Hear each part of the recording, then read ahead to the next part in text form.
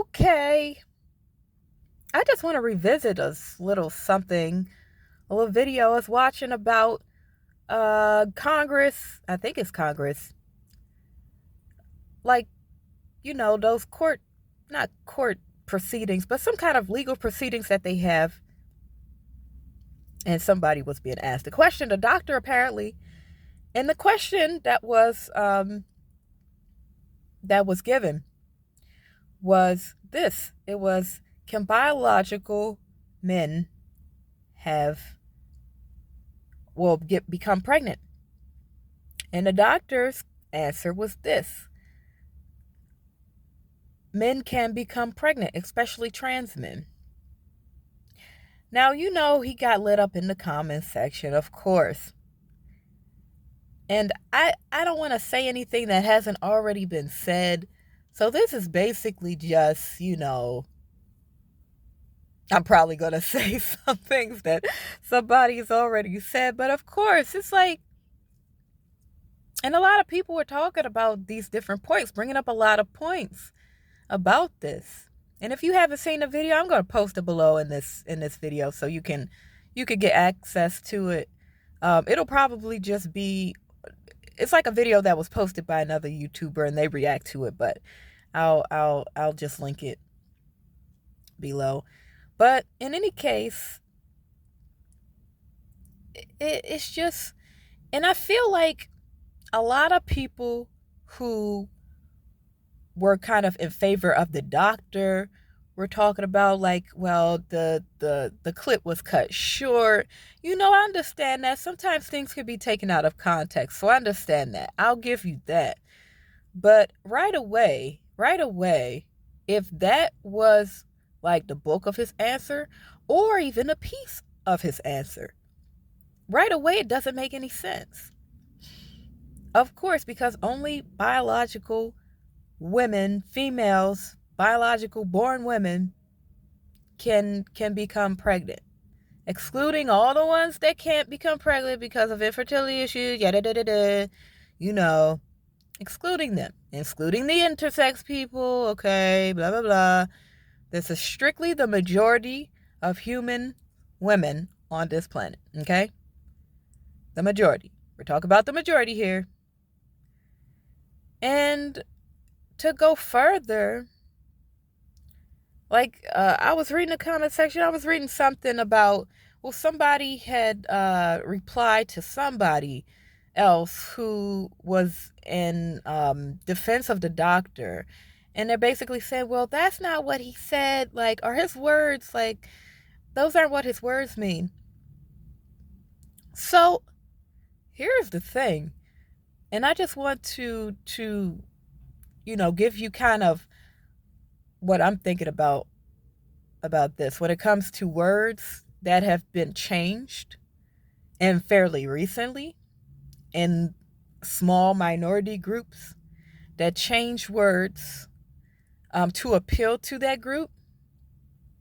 When you do things like that, like we have dictionaries, and you're changing words for the majority to use because it's language, people have to communicate with each other. But you got a small minority group changing words, common words we use every day, to have definitions that don't apply to everyone. It only applies to that minority group. So you could even say it's in favor of that minority group and not of anyone else, which is unbalanced. That's not equality. And then another thing, you have that minority group creating new words in favor of that minority group. And then anybody else is just excess, excess. So you have that minority group creating all these new words out of nowhere, and there's no basis as to, no standard, no enforcement as to who can and cannot create these new words. It's just everybody do whatever you want to do. And also the definitions of common words are going to change. So when we speak and we communicate, people are going to be very confused about what we talk about. And we're not going to come out with any grand notice informing people, hey, These are a list of words that we're going to change definitions for when we speak. These are the definitions that we're going to use for these types of common words. No, nothing like that.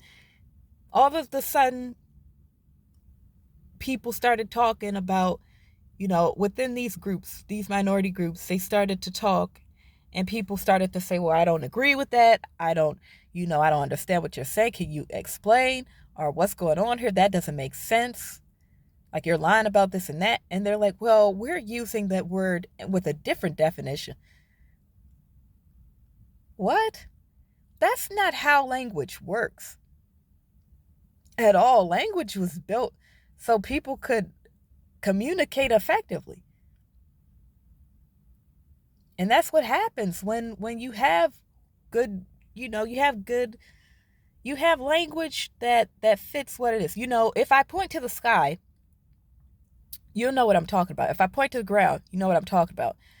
Grass is green, sky is blue, ground is hard, ice is cold, fire is hot. Okay? But if I use those same words in a sentence and it came out like illogical to the other person, and they ask me, what are you talking about? I don't understand. Well, I'm using these words with different definitions that have been made recently, to improve them. It doesn't make any sense. Language doesn't work that way. It's not to create confusion. You want to create clarity. The best speakers create clarity. Their audience can understand them. The person they're speaking to can understand them. That's why people say speak up, speak clearly, don't mumble, so your communication can be clear and effective to your audience, who you're speaking to. But here these people are over here making all this new language, expecting everybody to assume they know exactly what's going on. That in of itself is insane. So you want us to accept, I would say, that this doctor makes sense? Of course, the majority of people, especially on this planet, not even in the USA, understand exactly what a woman is, and they know what a man is. And that's factual. It's set in stone. It's been that way since the end of time. It'll be that way, further along in the future, until such time as, Terminator takes over and we start doing crazy stuff. But until those days, this is how it is. This is how it's been. And it's not really going to change. Men have yet to be born with wombs, and women have yet to be born with sperm and balls and all types of things. And that's pretty much how it is. So the majority of the world knows what a man is, what a woman is. The attempt to change definitions and change words and change language just so you can try to make the illogical logical, or just so you could try and make something that would otherwise be completely insane and ridiculous as normal, that right there just proves how crazy this is. If what the doctor was saying made sense to the majority of people, no words and no words and no definitions would have been changed in the first place.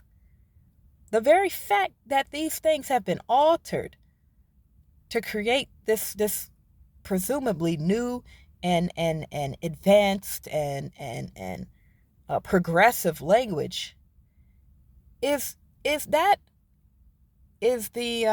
evidence that is not in favor of what's going on with language, especially when it comes to just these basic terms that this minority group is trying to change.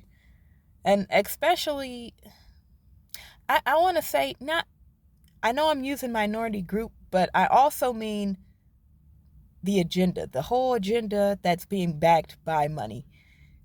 Because a lot of these people that are in this group, they either really believe that everything that this agenda is pushing is in their favor, or they really believe that, um, or they don't believe it, but they slowly have come to accept it because they have no other choice. They're surrounded by people that think like this, think this way, and have been brainwashed into it. So they have no choice but to. But yeah, that's pretty much it. If in conclusion, the very words that have been changed, the definitions, the policies, the laws, anything that has been changed to alter things to benefit a certain topic or idea, no matter how illogical it is in reality, is the evidence for its its insanity. It's evidence for it being false, is what I want to say. That's it.